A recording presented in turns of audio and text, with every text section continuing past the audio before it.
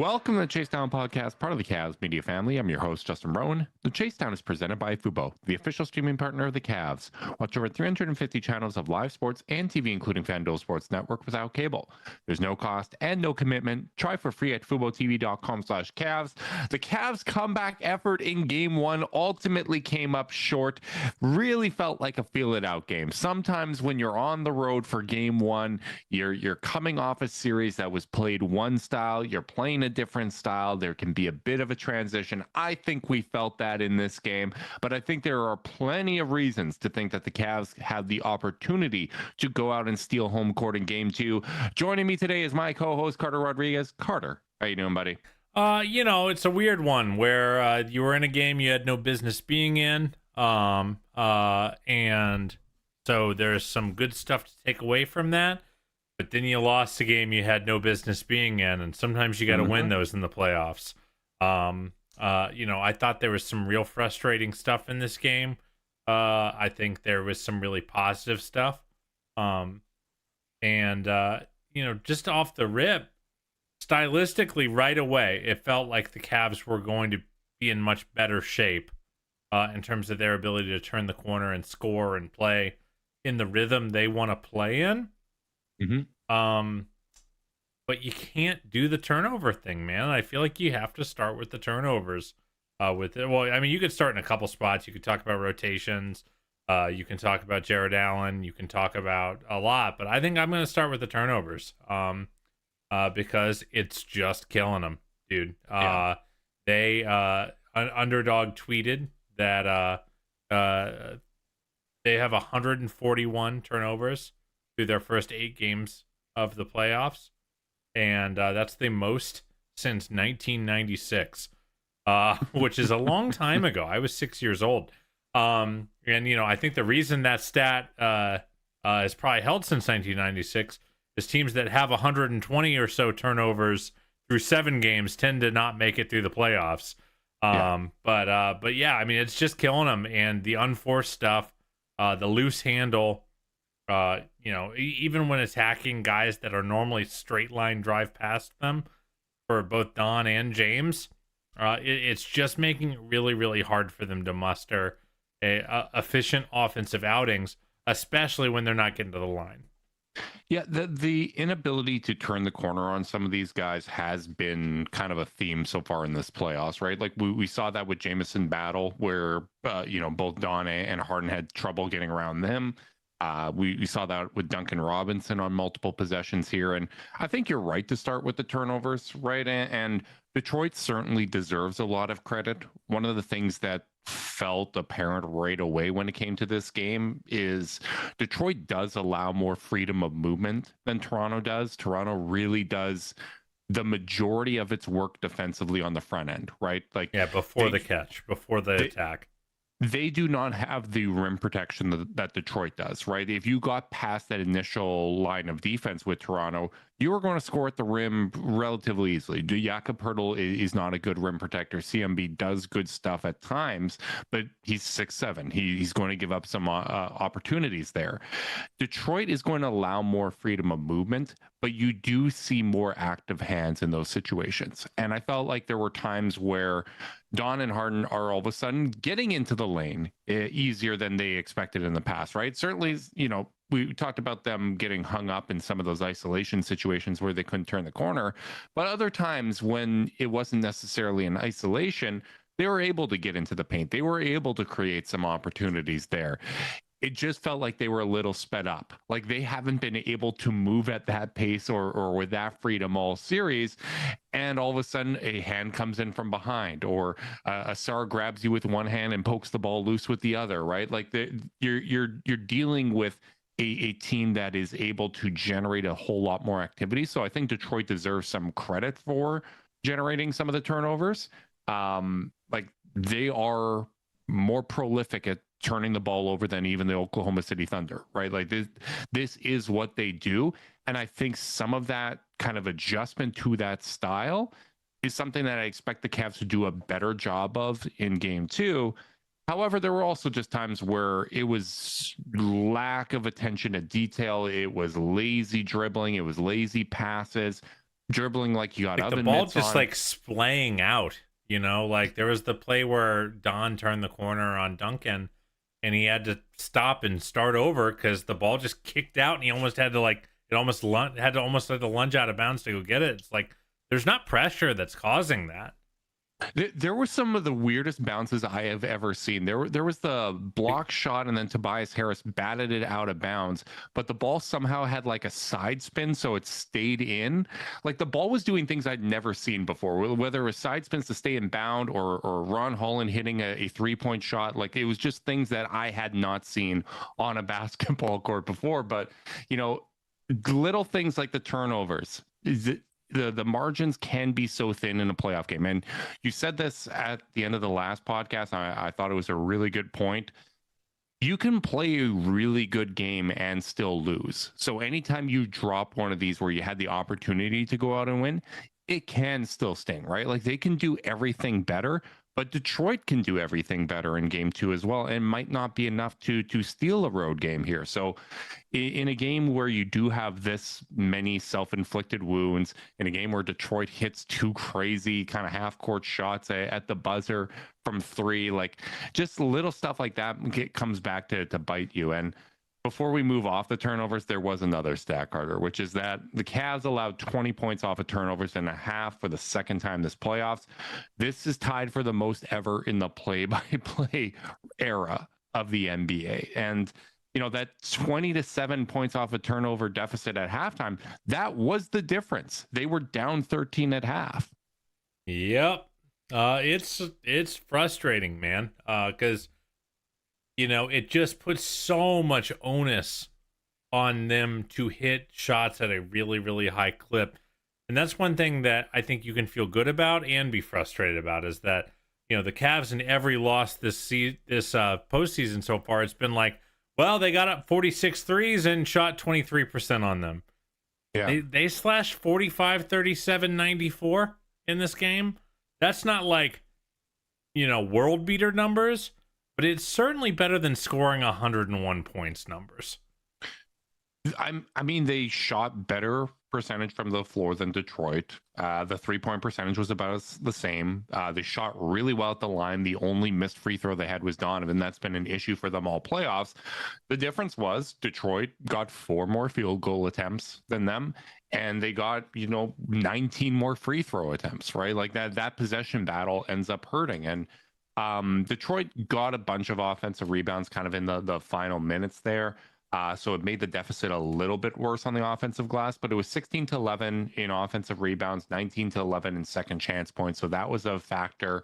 Points in the paint were even in this game. For the most part, the offensive rebounds that killed me the most, I think, were when we were going smaller. And some of that was a product of Jared Allen foul trouble at times, right? Like there was the Dennis Jenkins one I remember pretty vividly where he high pointed it over Evan. No. The one where Evan was tied up with Beef Stew. He was boxing him out, and Jenkins kind of got around Schroeder and got to the ball. So like that was one of those kind of smaller situations. But then some of it was also self-inflicted, right? Like Allen was taken out of the game because of foul troubles earlier, but I thought he could have been out there late. And is particularly when you start the fourth quarter where Jarrett's sitting because he's in foul trouble and Thomas Bryant is playing. If you're not going to close with Jarrett Allen when it's a 1 or 2 possession game and you're sitting him at the start of the quarter because of foul trouble, like you kind of have to pick one, right? Like if you're going to use your best players down the stretch, use your best players down the stretch. If you're planning on going small ball with Dean Wade and Max Strus, which Dean was defending his ass off, Max was a big part of why you were in that game. So I can at least understand the argument there.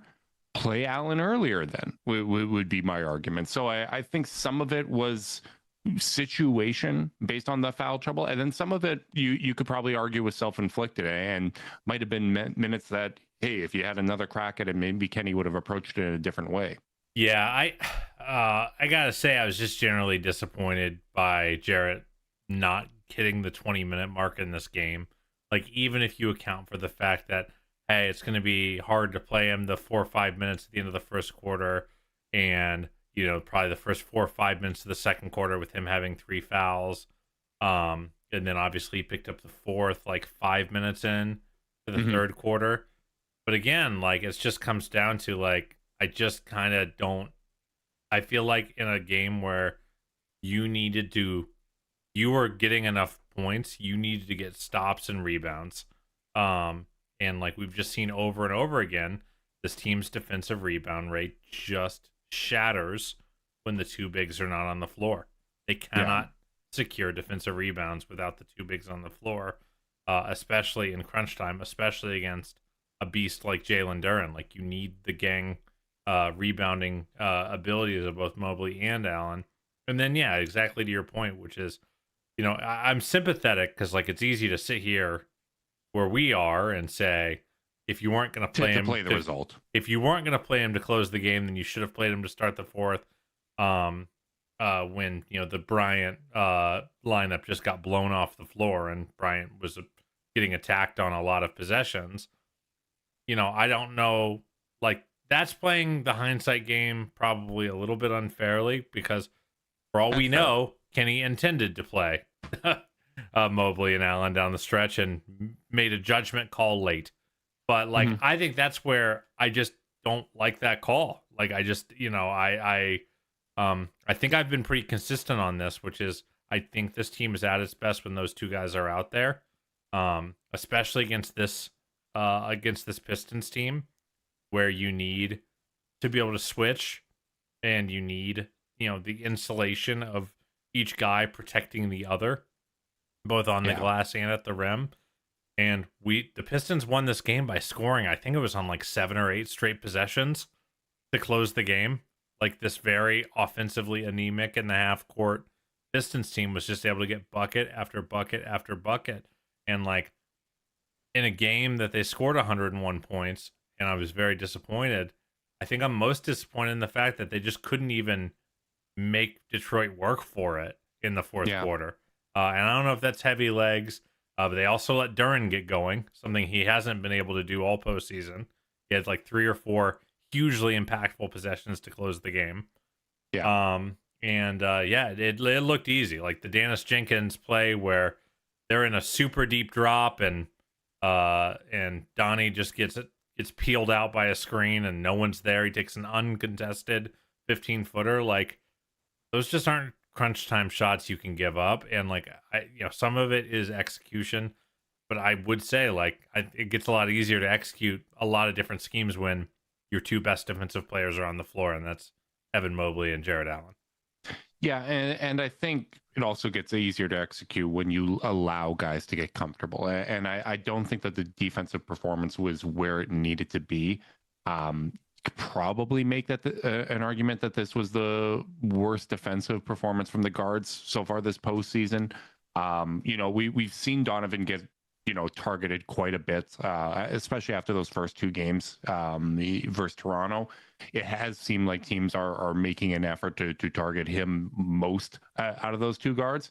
But I just thought that there were too many easy opportunities, and particularly late, like that play you highlighted with Dennis Jenkins was the one that really jumped out to me, where it's like you just got to at least stop ball. You got to at least get in front, force him. Like he's someone that does play a little bit out of control sometimes, right? If you get a body in front of him, those are situations where you got to be able to at least impede his movement to some extent. And again, I think some of this you have to give credit to Detroit, because I do think the stuff that Detroit runs offensively is considerably better than what Toronto runs offensively. And I think one thing we're going to feel in this series is the types of mistakes you made against Toronto might have put you down 8 versus the Raptors. It'll put you down 16 versus Detroit, right? They're just more prolific at making you pay off of those mistakes. I think they run better stuff offensively. Like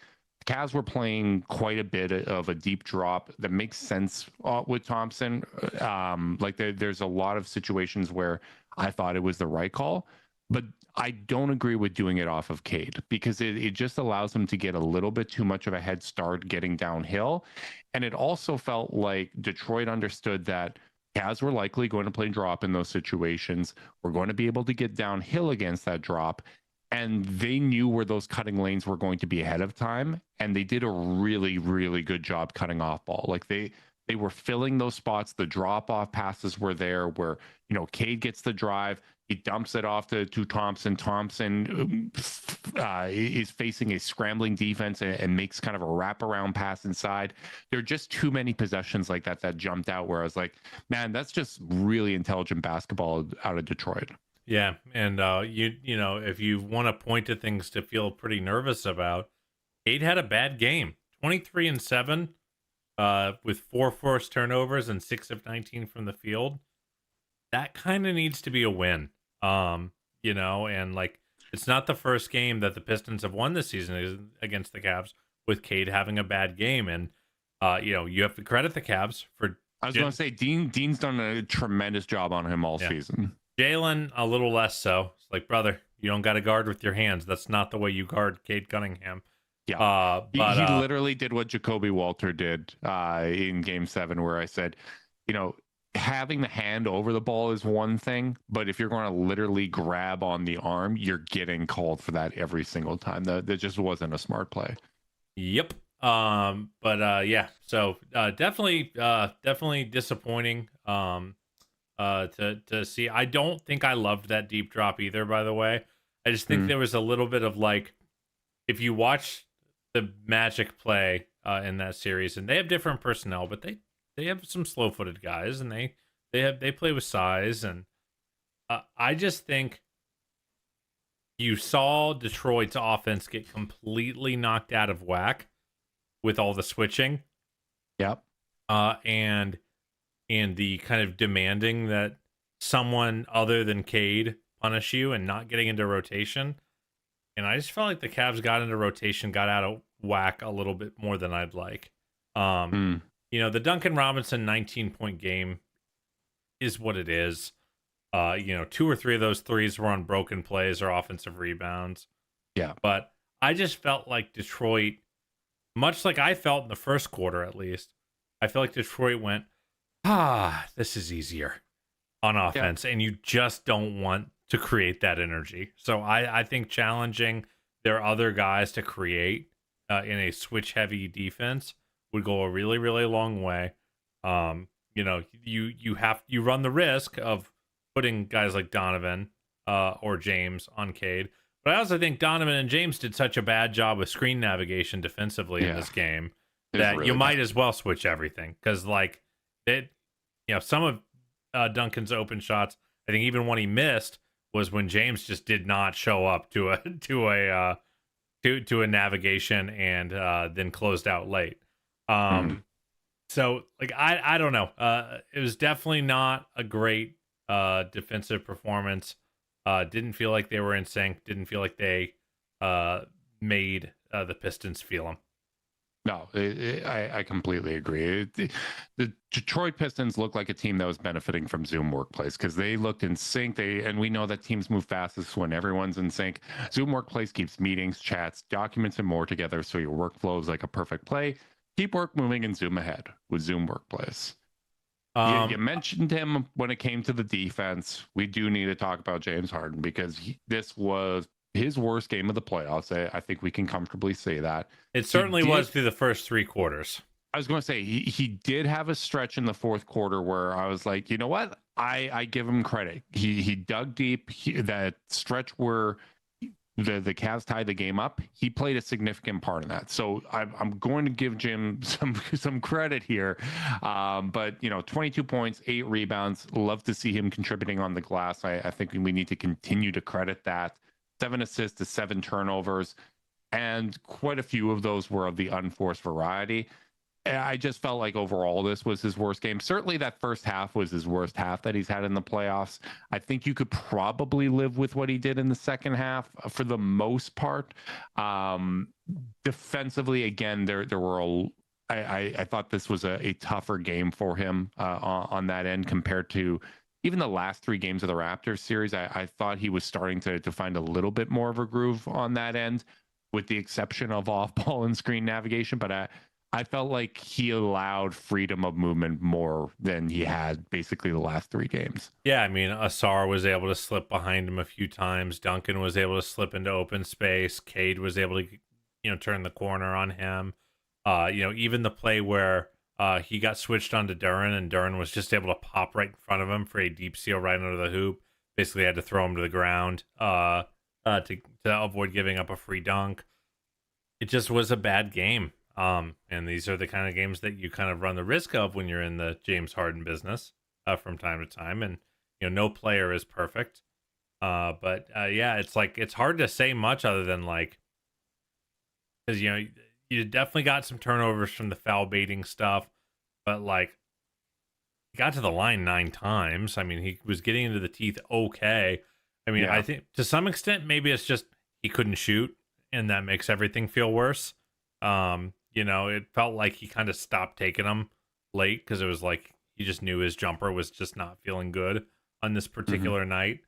Ends up going 5 for 8 from 2, 1 for 7 from 3. So he made the pivots you want to see, but like I felt like even when he had really bad games in the Raptors series, there was this general, we're still better with him on the floor. I don't know. In that first half, it was like, I would maybe just try something else, even if that means no Donnie, no Harden minutes. Yeah, and they went on a pretty significant run in the third once he came off, and I thought that was a good kind of reset for him. He came back more focused. So again, when it comes to Donovan and James Harden, you kind of have to rely as the guys with the most experience on this team that they are going to learn from these games. They're going to adjust on the fly. Even if sometimes those adjustments take a little bit longer than we'd like. I think we felt that in the Raptors series where just getting off the ball, finding those outlets in a timely manner. We started progressively seeing it more and more in games 5, 6, and 7. Hopefully it's a quicker turnaround. And well, you don't have a 2-game series lead to mess around. Yeah, and I think at least with what Detroit did to make them uncomfortable in this game, I think the starting point is further ahead than it was in game 3, where the Raptors finally figured out how they wanted to defend them. Like, it's not a surprise that Detroit's going to come out with a better game plan. And more importantly, they're starting the series on home court. It's always going to be a tougher environment. We did have the Donovan Mitchell 30-point streak in game 1s come to an end. But I gotta say, I talked about it after Game 6, where Donovan road playoff games have either been really good or really bad. I think this was a firmly average one for him. Like I think for the most part, the shot selection was better than some of those bad games on the road in Toronto. There were still a lot of no pass possessions or, kind of putting the blinders on and missing guys where I wish the decision making was there. Again, I think this was one of his worst defensive games in the series. Maybe that's just Detroit going at him more intently than Toronto did, or having the guys to go after him. But it wasn't as bad as games 3 and 4, at least in my opinion. I think you're right. But I'm getting a little worried, Justin, that, because we kind of, the last few years, we've kind of seen like, all right, post All-Star break dip, and then he's going to come out in the playoffs and go nuts. And we just haven't seen it. He has 11 free throw attempts in his last 7 games. And the road to efficiency for him is just so narrow. If that's the case, he kind of has to hit 6 or 7 threes in the game, because even on a firmly average game, 23 points on 19 shots, and 3 turnovers to 2 assists is just something that the Pistons are going to be very comfortable with. If this is what he puts up for every game in the series, the Pistons are going to say, "Hell yeah." And that is, I feel like he's still searching to find the ability to play with the kind of force to get the kind of foul draws that he's used to getting.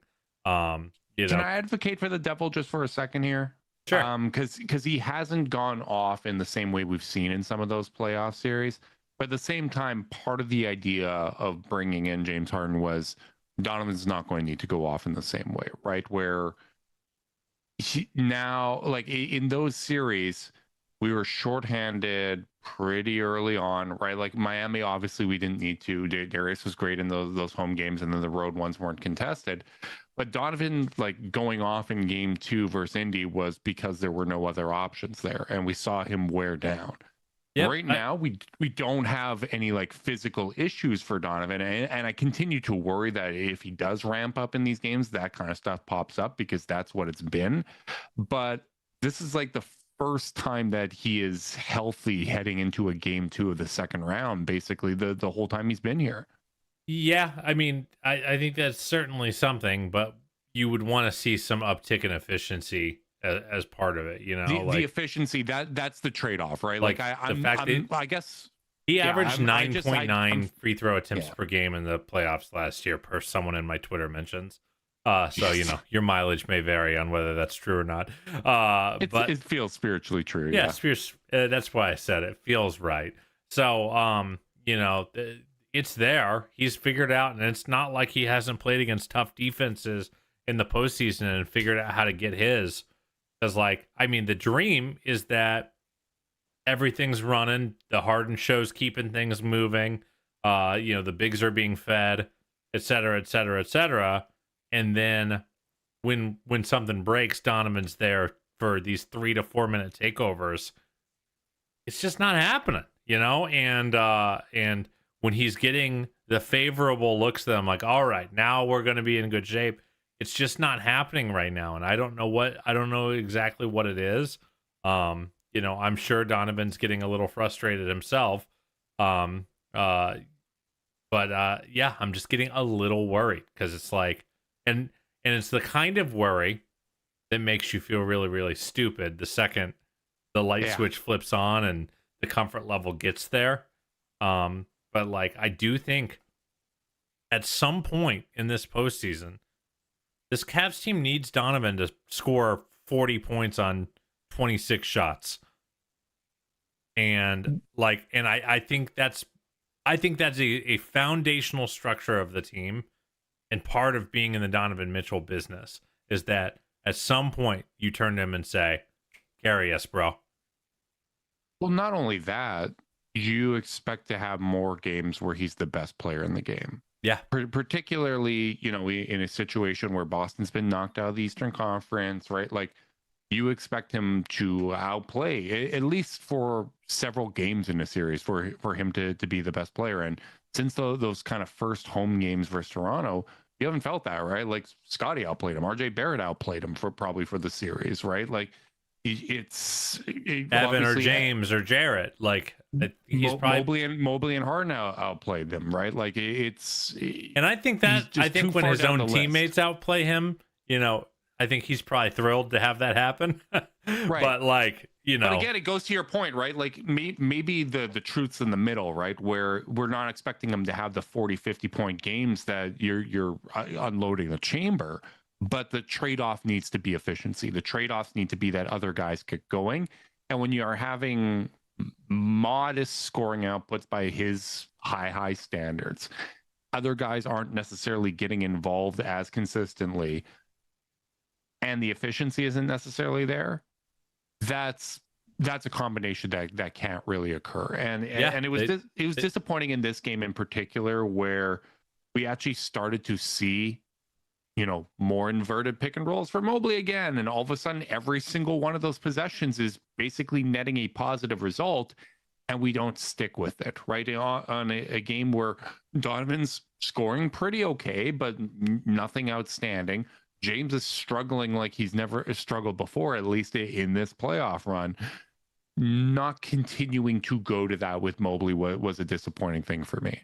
Yeah, well, I just think, like, generally this game, it kind of points to a lot of the issues we had with the Cavs going in, which is I just don't think they know what to rely on when it comes down to it, and that's why we see, you know, Kenny playing a lineup with it was like Dennis, Keon, Max Mobley Bryant or something like that. Yeah. Like I don't think that lineup had played a minute yet in the postseason, and we're starting the fourth quarter with that. Like there's a degree of guesswork happening, and you Yeah. don't like to guess in the playoffs. And I think it really limits this team in terms of just knowing when the dam is about to break, when you need to call, like, because I'm sitting here and as the fourth quarter, as the Pistons were kind of taking control of the game again against that lineup, I'm like, timeout, get just whatever you need to do, get a lineup you trust back I was on surprised there. we didn't get a timeout there. Yeah, I was very surprised. Especially since I think we lost pocketing a couple. But like I just think it's really hard because you can't burn a timeout after every run. You can't. You have to. Yeah. You have to have some feel on what your team's going to weather or not be able to weather. What lineups are going to be able to survive and not be able to survive. And we're playing lineups that just haven't played together, and that makes things so effing hard to evaluate. And I think it's why these kind of losses, you feel the sting of them, because it feels more frustrating when you're walking around a dark corridor and you're just feeling around for a light switch. That's what that game felt like at different points. Yeah, and I think the same is true when you look at the turnovers, when you basically look at every single issue that the Cavs have had pop up in this playoff run. I think some of it is circumstantial, right? Like you have to give credit to what Toronto did. You have to give credit to what Detroit did. Some of it's self-inflicted, right? Some of it is, not having the level of focus that you needed. And I think the same thing can be said of the variety of lineups that we've seen, right? Some of it has been circumstantial, right? Like weird things have popped up with foul trouble. You look at early in that Toronto series, you didn't really know which bench guys to go to, right? Like Jalen had a terrible first game. Dennis Schroeder had tough time. Keon Ellis struggled. So that is something that's out of your control from a coaching standpoint, right? Like you're going to have to go to a variety of different options because you haven't solidified what's working. But then at the same time, you could probably fairly say that, hey, there has been a little bit too much experimenting, even when I do have my options, right? Like I would say that stretch in the fourth quarter is, hey, Jared has somewhat been taken off the table because of foul trouble, but I'm going to go to what I know works here because this is a pivotal stretch in the game. Whether that's, hey, I'm putting Dean out here, we're rolling Dean at the 5 or with Evan, whatever combination you want, just kind of go to one works. And if you got to play everyone more time and you're just kind of quick subbing in the fourth quarter, right? Using the timeouts, whatever the case may be, just a minute and a half of real time here or there, like you can do it. I just thought it was almost a little bit too much trust of going deep into the rotation there, particularly at a time where Thomas Bryant's minutes just haven't gone well in the playoffs. Like he's a slow-footed defender to begin with, and it's been slower since he's come back from that calf issue. Yep. And then you look at the other side of the floor, and JB is like, who are my 6 guys I trust? You're playing all 48. Harris plays 39. Duncan plays 28. Duran 35. Cunningham 42. Thompson 33. Jenkins 29. The next highest are Beef Stew at 13. Ron Holland at 10. And Karras at 9. And then Javante with 3 minutes and that ridiculous buzzer beater, which broke my spirit. And that's the other thing, like that you have to look at is, they have 6 points that like are insane luck. Nonsense, yeah. Nonsense shots. Holland's a 25% 3-point shooter. Green took a 38 footer. And I think the whole game plays out a little differently if those 2 shots don't go in. But you just can't think about it that way. I mean, there's just a lot of... There's too many controllables, right? There's just a lot... And there are controllables that the Cavs I just didn't think were focused on, Like Dennis getting called for a technical. Max attacking Cade Cunningham off an inbound and just fouling him, 90 feet from the hoop when they're in the bonus. Like Like these are the kind of focus and like riding the intensity line plays that you just have to, you can't come out on the wrong side of if you want to steal a game on the road. And it's hard to come back from down 1-0 in a series. I know it's early and I know there's a lot of games left, but now, like I always say this, now if you win game 2, then you got to win both games at home just to hold serve. And that's 3 wins in a row against a 60-win Detroit team. That's going to be freaking hard to do. And, this is why you can't give away these kind of games, and why you can't let go of your controllables. And that's why I was disappointed with this, even in a feel-out game, even after a tough 7-game series, because you know who else just came off a tough 7-game series? The Detroit Pistons.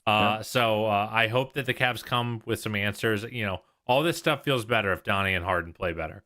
And like I do think it doesn't have to be in the form of taking over. I thought they both played very well in Game 7, and neither of them had great offensive scoring outputs, and not even crazy high assist outputs. They just got off the ball, made the Raptors react to them, and set up their teammates for success.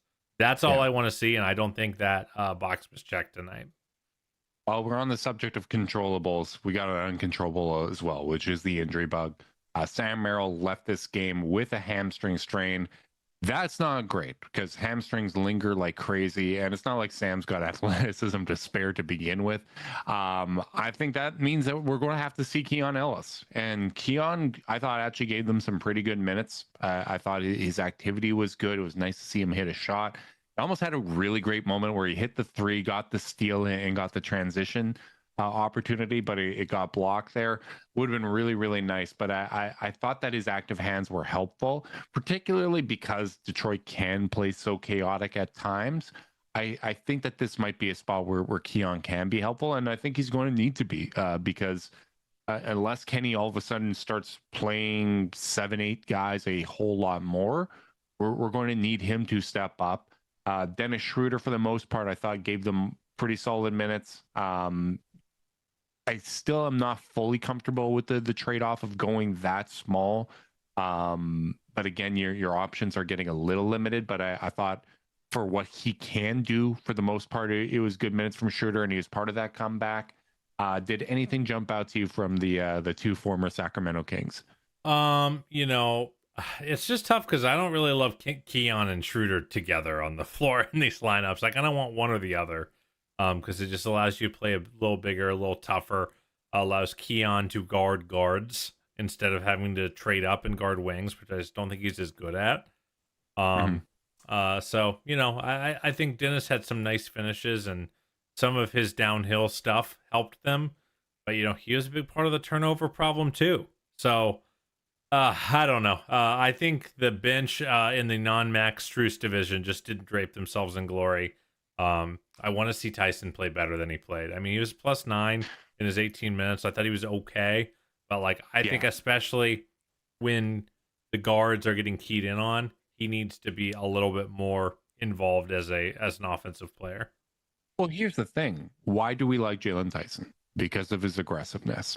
I thought for the most part, he didn't make a lot of mistakes out there. There was a few defensive possessions where he got blown by, and obviously we mentioned the one on Cade where he was reaching, and those weren't great. But for the most part, his part on defense, did his part on the glass, kept the ball moving. It wasn't sticky with him, but he passed up opportunities. Yeah, I just want to feel him a little bit more. I want you to be aggressive out there. And, what did we love about what he did in Game 7? He and Max came in like men possessed, swung that game at a time where the top guys for the Cavs weren't rolling. And by the time they started getting going, Max and Jalen had brought them to basically to a tie at that point, right? Max did his part, right? Like he's going to give some back. He's going to make some mistakes. The defense isn't what it was last year or the year before, coming off of that Jones fracture, but he is going to make his presence felt. He's going to raise the intensity level. He's going to play hard. He's going to play like a psycho. He's going to, as I said, he's going to do some smart things. He's going to do some dumb things. He's going to headbutt a dude. Jalen needs to be out there doing a lot of the same stuff and raising that intensity level, because he's someone that can do it, man. Like he can generate a lot of opportunities, not just for himself, but others. And I thought he didn't do enough to keep Detroit's defense honest. Yeah, I think that is fair. And yeah, I just think he and Max have to be felt. And if they are not felt, then something is going awry for this Cavs team, because they're the two kind of best equipped to do that. And I think it unsticks things for the Stars. Yeah, I totally agree. I think that there's a lot of things that we can learn from this game. I think if the Cavs come out with a little bit more composure, they absolutely can get a game in Detroit, right? Like this felt like a winnable game. It didn't feel as out of reach as some of those Toronto losses. Hopefully they are stepping in the right direction, even if it's a baby step at a time. Any parting thoughts before we get out of here, Carter? No, I just I want to see this team learn their lessons a little quicker in this series, because I think their margin for error is a lot smaller. Yeah, I think that is fair. So we'll see how they respond. A lot that went well, a lot that didn't, a lot of things to clean up. This is why we love playoff basketball. So big thanks to everyone tuning in live on YouTube. We appreciate you guys. Make sure you like and subscribe. Click that notification bell so you know when we're going live. If you're listening via podcast, you want to support us, leave us a rating, leave a review, subscribe, unsubscribe, resubscribe, and help cook those books. If you want to be part of Chase Down's exclusive Discord chat, send a screenshot of the video to chasedownpod@gmail.com. However you choose to support us, we really do appreciate it. Make sure you guys are staying safe out there. Until next time, go Cavs.